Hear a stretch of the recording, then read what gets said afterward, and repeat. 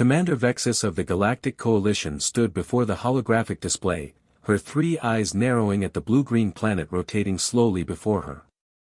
Earth. The third planet from an unremarkable yellow star in the unfashionable arm of the Milky Way galaxy. These creatures, she said, gesturing at the biological data streaming across her screen, are absurd. Their bodies are fragile, their lifespans microscopic, and they breathe one of the most corrosive gases in the known universe, oxygen. Her second-in-command, Krenth, clicked his mandibles nervously. Yet they've achieved spaceflight, Commander. Primitive, but functional.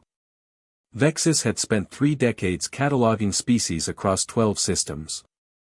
She'd seen everything from hive minds that spanned continents to silicon-based entities that lived in volcanic vents. But humans? They defied classification. The Coalition's first mistake was assuming humans were typical carbon-based life forms. The preliminary reports showed a species that should have gone extinct millennia ago. Their world was a death trap, violent weather, tectonic instability, predators at every turn. Yet humans had not just survived, they'd thrived. Send the diplomatic envoy, Vexus commanded. Standard protocol. We'll offer them technology, medicine, and a place in the Coalition. In exchange, we'll study them. The envoy's ship descended 3 days later, landing in a clearing designated by human governments. Ambassador Thelos emerged, his diplomatic training prepared for any scenario, or so he thought. The humans greeted him with what their translators called smiles, baring their bone-crushing teeth in what was supposed to be a friendly gesture. Thelos tried not to flinch. "Welcome to Earth," the human representative said. Her name was Captain Rodriguez, and she extended her hand, a gesture Thelos had been briefed meant no aggression. The meeting proceeded smoothly. Too smoothly. Humans asked intelligent questions about Coalition technology, about other species, about the universe beyond their solar system. They seemed eager, curious, almost childlike in their enthusiasm. It wasn't until Thelos returned to his ship that he noticed something disturbing in the biochemical scans. The humans' adrenal systems had been active throughout the entire meeting, fear responses, aggression hormones, stress indicators all elevated. Yet they'd shown none of it. They'd smiled, laughed, and welcomed strangers from the stars while their bodies screamed danger. "They were terrified of us," Thelos reported to Commander Vexus. "But they met us anyway. What kind of species overrides its own survival instincts so completely?" Vexus studied the data, a cold feeling settling in her central nervous cluster. In all her years exploring the cosmos, she'd learned one universal truth: the most dangerous creatures weren't the strongest or the smartest. They were the ones with nothing to lose and everything to prove. 3 months into first contact, the Coalition science team established a research outpost on Earth's moon. Dr. Korvax, a renowned xenobiologist, had volunteered to lead the human studies program.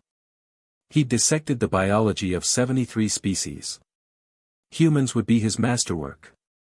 "The data makes no sense," he muttered, reviewing the files for the 100th time. Humans slept for a third of their lives, a staggering waste of time that should have made them easy prey. Their young were helpless for years, requiring constant protection. They had no natural armor, no venom, no claws worth mentioning. By all evolutionary logic, they should be extinct. Korvax decided to observe them in their natural habitat. The Coalition had strict non-interference protocols, but passive observation was permitted. He chose a remote area, what humans called a marathon race in a place called the Sahara Desert. The temperature was 45 degrees Celsius. Korvax's environmental suit struggled to keep him cool, and he was just watching.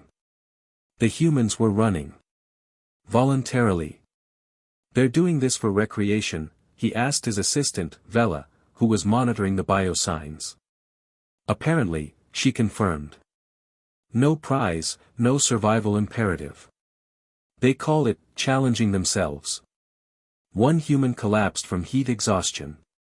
Medical teams rushed to help, but Korvax watched in fascination as the human refused to stop. He was revived, given water, and continued running. His body was shutting down, but his mind refused to acknowledge it. This was when Korvax first understood, humans didn't just ignore their survival instincts. They took pride in it. He expanded his research, studying human history. What he found chilled him to his core. Humans had survived an ice age with nothing but animal skins and fire. They'd crossed oceans on wooden planks, climbed mountains that killed most who tried, and explored frozen wastelands that no sane species would approach. They'd survived plagues that killed millions and rebuilt. They'd split the atom and immediately used it as a weapon, then somehow avoided destroying themselves. But the most terrifying discovery came from studying human persistence hunting, an ancient practice where humans simply chased prey until it collapsed from exhaustion. Humans weren't fast, but they never stopped. They could run for days, tracking, pursuing, until their prey simply gave up and died. Their pursuit predators, Vexus breathed when she read Korvax's report. Like the horror stories parents tell their younglings about the monsters that never sleep, never stop, never give up. Commander, Korvax added, there's more. They have a phrase, humans are the monster in every alien story. They say it jokingly, but their entertainment is filled with stories where they're the unstoppable threat. They mythologize their own persistence. Vexus pulled up footage of human long-distance runners, of explorers in hostile environments, of rescue workers who worked for days without sleep. Humans didn't just survive. They endured. And worse, they seemed to enjoy it. Dr. Korvax's research took a darker turn when he began investigating human medicine. What he discovered made him question whether humans were truly sentient or simply organic machines running on willpower alone. The incident that changed everything occurred during a coalition medical exchange. A human physician, Dr. Marcus Webb, had been invited to the research station to share information about human anatomy. During the presentation, Dr. Webb sliced his hand open on a piece of equipment. Blue-green blood, Korvax's blood, would have sent him into immediate shock. But Dr. Webb simply wrapped his hand in cloth, apologized for the interruption, and continued his presentation. Doesn't that hurt? Korvax asked, stunned. Oh, it hurts like hell, Webb replied cheerfully. But we're not finished here, are we? That night, Korvax couldn't sleep. He dove into human medical records, and what he found defied everything he knew about biology. Humans regularly performed surgery on themselves in survival situations, amputating frozen limbs, removing their own appendices, even cutting off trapped body parts to escape. There was a documented case of a human who amputated his own arm with a dull knife after being trapped by a boulder. It took him over an hour. He survived and later wrote a book about it. But it got worse. Humans had something they called adrenaline, a chemical their bodies produced that temporarily made them stronger, faster, and seemingly immune to pain. There were cases of humans lifting vehicles off trapped children, fighting off predatory animals while sustaining fatal injuries, and walking miles on broken bones. Korvax presented his findings to the Coalition Medical Board. They have documented cases of humans being declared clinically dead and recovering. Their bodies can function for several minutes without oxygen. They've survived temperatures that would instantly kill most species. They've adapted to toxins, diseases, and radiation that should be universally lethal. Admiral Thrain, who oversaw coalition military operations, leaned forward. Are you saying humans are invulnerable? No, Korvax replied carefully. They're incredibly vulnerable. They can be killed by impacts that wouldn't harm a Corvellian child. A simple infection can end them. But the terrifying part? They know this. They know how fragile they are, and they simply don't care. He pulled up a human quote from their literature, pain is inevitable. Suffering is optional. They've weaponized their own fragility, Korvax continued. They've built an entire philosophy around the idea that physical limitation is merely a suggestion. They teach their young to push through pain and celebrate those who suffer the most in pursuit of goals. The board sat in silence. There's a human tradition called the Ironman Triathlon, Korvax added. They swim 4 kilometers, bicycle 180 kilometers, and then run a full marathon. Immediately after. For fun. They've documented cases of humans completing this race with broken bones and internal bleeding, then celebrating at the finish line. Admiral Thrane's coloration paled. What drives them to this? Korvax displayed a human quote on the screen, because it's there. That was the moment the coalition began to fear what they'd found. Lieutenant Kessa had been assigned to human cultural studies, which she initially considered the safest position on the research team. No biology, no medical horrors, just observing how humans interacted with each other. She would later call it the worst mistake of her career. The incident occurred during a coalition shuttle accident. A human transport ship had collided with a coalition vessel due to a navigation error. No coalition members were seriously injured, but 3 humans were trapped in a sealed compartment that was rapidly losing oxygen. Kessa was part of the rescue team, and what she witnessed would haunt her forever. The humans had perhaps 20 minutes of air remaining when the coalition team arrived. Protocol dictated that the coalition members should rescue their own species first, then assist humans if time permitted. It was simple mathematics, save the most lives possible. But the humans in the rescue party didn't follow mathematics. A human engineer named Jackson immediately began cutting through the wreckage to reach the trapped humans.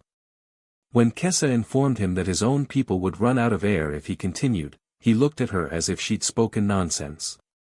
There are people in there, he said simply, and kept working. Kessa watched as Jackson worked past the point of exhaustion, past safety protocols, past rationality. Other humans joined him. They formed a chain, passing tools, calling encouragement, refusing to stop even when the oxygen levels became dangerous for them too. When coalition members suggested they evacuate and return with proper equipment, the humans refused. One woman, Jackson's supervisor, said something that would become infamous in coalition records: "You don't leave people behind. Not while you're still breathing."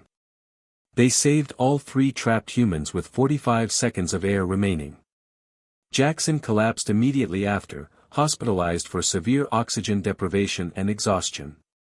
When Kessa visited him in medical, she asked why he'd risked his life for people who weren't even his family. "They're human," he replied, as if that explained everything. It did. Kessa began studying what humans called pack bonding, and she descended into an abyss of terrifying social behavior. Humans didn't just bond with their genetic relatives, they formed deep, unbreakable connections with strangers, with other species, even with inanimate objects. There were documented cases of humans dying to protect pets, creatures that provided no survival benefit. Humans adopted animals that should have been predators, raised them in their homes, and called them family. They bonded with robots, with AI, with anything that showed the slightest hint of personality. But the truly terrifying part was what happened when you threatened a human's pack. Kessa found military records from human history: soldiers who fought for days without sleep to protect their comrades, parents who performed impossible feats to save their children, and entire communities that mobilized with frightening efficiency when one of their own was threatened. Humans had a saying: "Mess with one of us, you mess with all of us."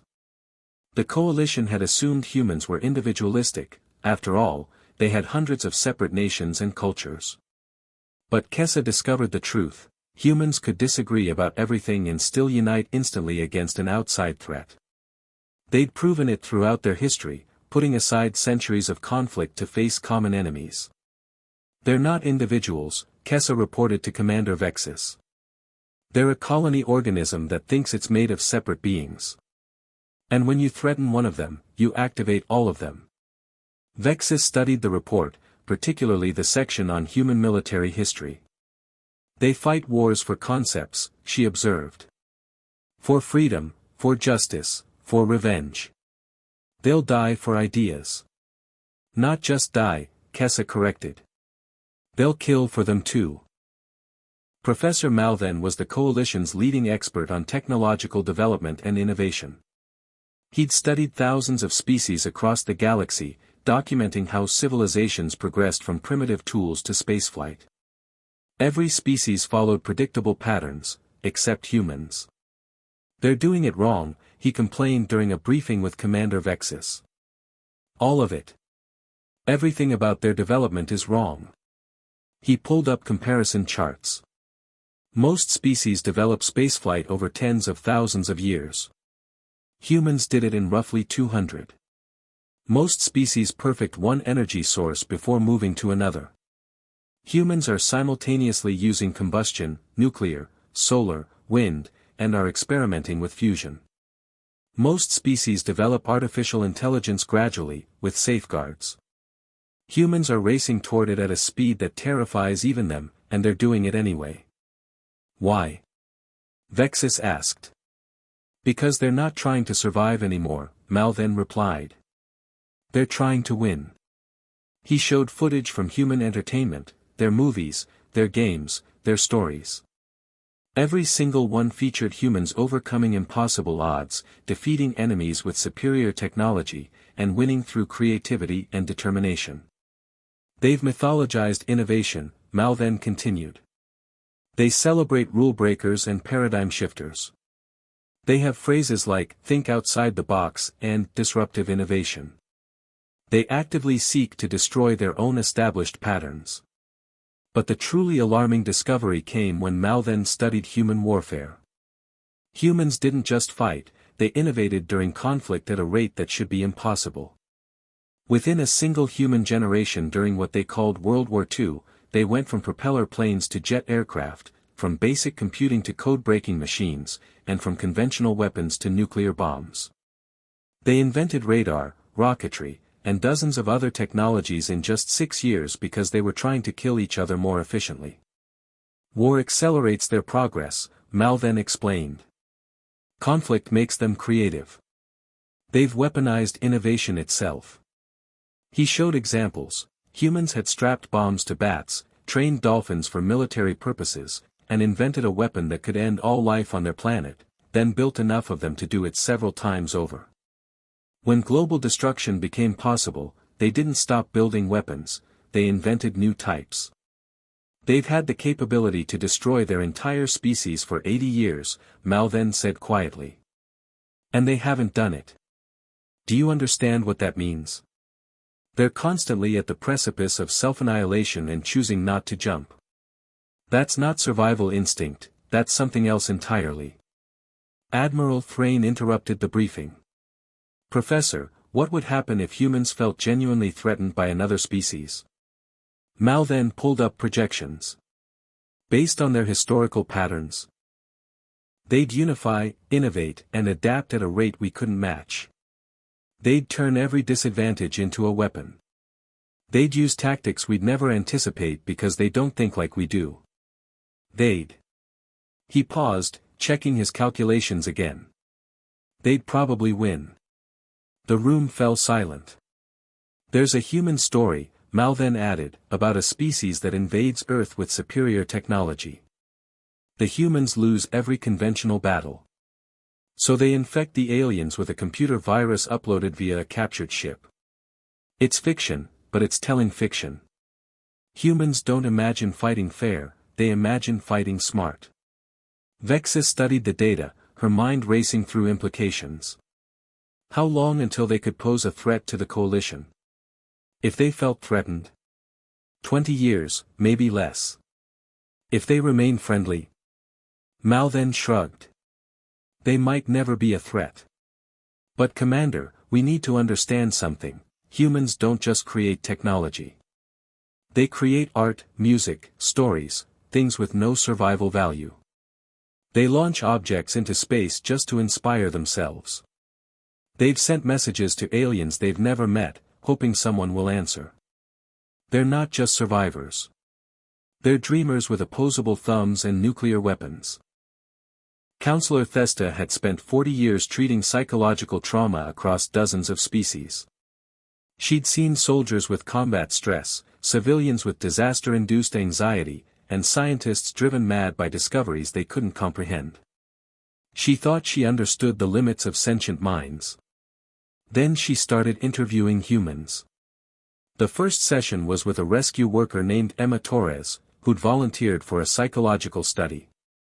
Standard protocol, Vesta would ask about stress responses, coping mechanisms, and mental resilience. "Tell me about the most difficult situation you faced," Vesta began. Emma described pulling survivors from a collapsed building for 72 hours straight, finding some alive and many dead, including children. She described it calmly, factually, without the dissociative symptoms Vesta would expect from such trauma.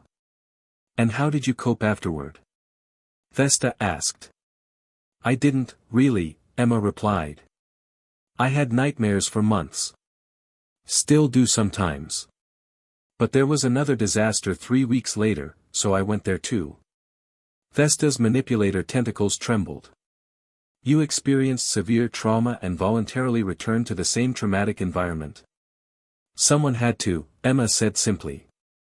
This began Vesta's descent into understanding human psychology, and her growing conviction that humans were functionally insane by any reasonable definition. Humans experienced something they called intrusive thoughts, their own minds generating scenarios of disaster, death, and violence without prompting. Every human had them. They considered this normal. Humans could hold contradictory beliefs simultaneously and function without cognitive collapse. They could know they would die someday and still plan for the future. They could understand the vastness of the universe and still believe their individual lives had meaning. But the most disturbing discovery was what humans called spite. Vesta found cases of humans surviving impossible situations purely because they were angry. A woman who walked on a shattered leg for days because she was too stubborn to die. A man who survived in freezing water longer than should be biologically possible because he refused to give the ocean the satisfaction. Humans could literally override their own deaths through sheer bloody-mindedness. "They have a phrase," Vesta reported to Commander Vexis.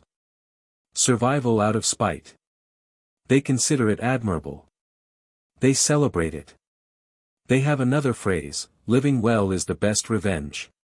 Commander, they've weaponized their own resentment." She pulled up more data. Humans experience something called existential dread, the constant awareness of their own mortality and the meaninglessness of the universe. Most species confronted with this truth develop death terror so severe they become non-functional. Humans. They wrote philosophy about it, created art, and went about their lives. Some even claim it motivates them. Vexis read through the reports, growing increasingly disturbed. "They're aware they're insignificant on a cosmic scale." "Deeply aware," Vesta confirmed. "They've calculated their own cosmic irrelevance mathematically. They know they occupy a tiny planet around an average star in an unremarkable galaxy. They know the universe existed billions of years before them and will exist billions of years after. And somehow, this knowledge doesn't destroy them. Some humans find it liberating." She showed footage of humans doing dangerous, pointless activities, jumping from aircraft with fabric parachutes, climbing mountains without safety equipment, diving into caves beneath the ocean. When asked why, they responded with phrases like, "because I can," or, "to feel alive." They seek danger to confirm they're living, Vesta explained. They're not running from death, they're racing toward it, just slowly enough to enjoy the journey. It's madness, but it's functional madness.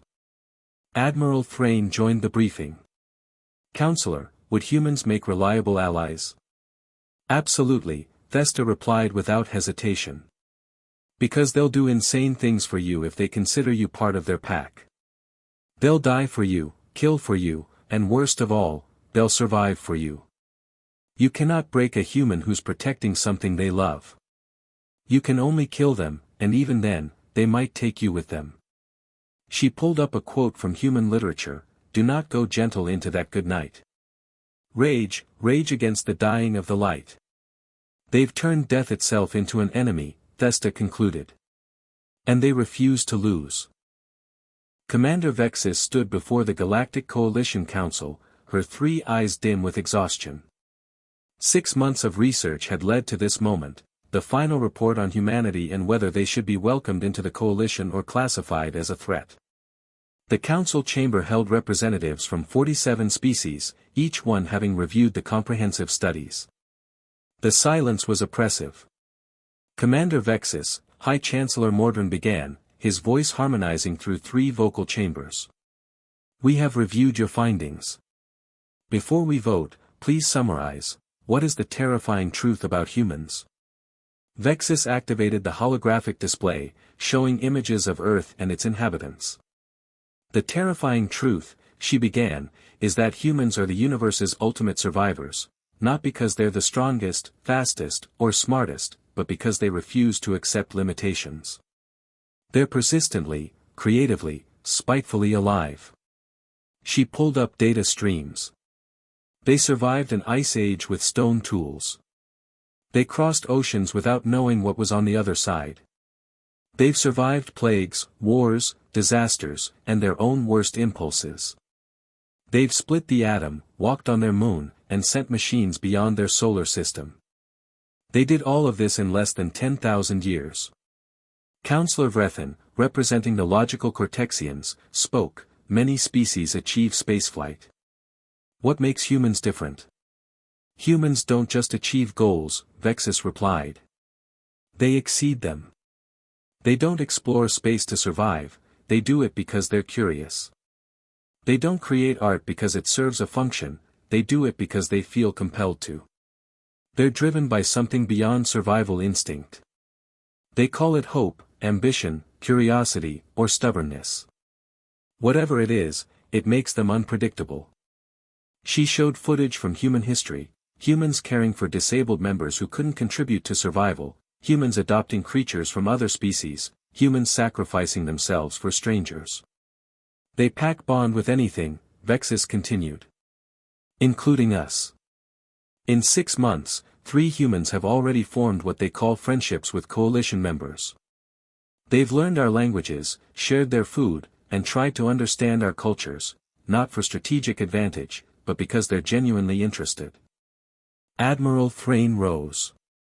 Commander, please address the Council's primary concern, are humans dangerous? Yes, Vexus answered without hesitation. Humans are extremely dangerous. They're creative problem solvers who thrive under pressure.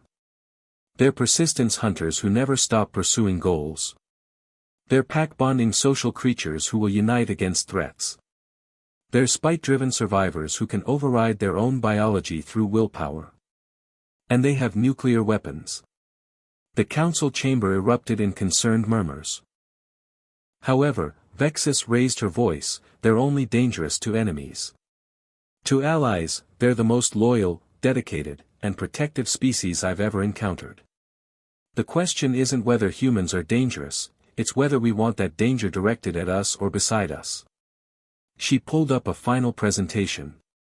If we reject humanity from the coalition, we create a species that will develop independently, possibly viewing us as a threat. Based on their history, they'll eventually reach our level of technology through sheer determination. If we welcome them, we gain allies who will never abandon us, who innovate constantly, and who bring a perspective we lack. High Chancellor Mordrin leaned forward. What perspective is that? Hope, Vexus said simply. Every species in this council has matured past the aggressive expansion phase. We're stable, logical, and sustainable. Humans are none of those things. They're still dreaming, still pushing boundaries, still asking, what if? They haven't learned to be satisfied with survival. They want more, always more. That mindset built their civilization in a fraction of the time it took ours. Imagine what they could accomplish with our resources and guidance. Dr. Korvax added from his position in the gallery, humans have a phrase, hold my beer and watch this. It usually precedes something simultaneously stupid and amazing. That's humanity in a nutshell. The council deliberated for 3 hours. When they reconvened, High Chancellor Mordrin spoke, we have reached a decision. Humanity will be welcomed into the Galactic Coalition as provisional members. However, we will implement unprecedented safeguards and mentorship programs. Vexus felt relief flood through her. Commander, Mordrin continued, you will serve as humanity's sponsor. Teach them our ways. Help them understand they don't have to survive alone anymore. Later, Vexus met with Captain Rodriguez to deliver the news. The human smiled, that still unsettling gesture of bared teeth, and extended her hand. "Welcome to the coalition," Vexus said, grasping the offered hand. "Thank you," Rodriguez replied. "You won't regret this. Humans make excellent friends." "I know," Vexus admitted. "That's why I recommended acceptance. But Captain, please understand, you terrify us." Rodriguez's smile widened. "Commander, we terrify ourselves. But we've learned to use that fear to push forward instead of hiding. Maybe we can teach you that too." As Vexus watched the human walk away, she realized the terrifying truth about humans wasn't their strength, their persistence, or their creativity. It was their contagious hope, the dangerous belief that tomorrow could be better than today and that the universe was full of possibilities rather than limitations. The coalition had survived for millennia through caution and logic. Humans might teach them to dream again. Whether that was wonderful or terrible, only time would tell. But Vexus suspected humanity would make sure it was unforgettable.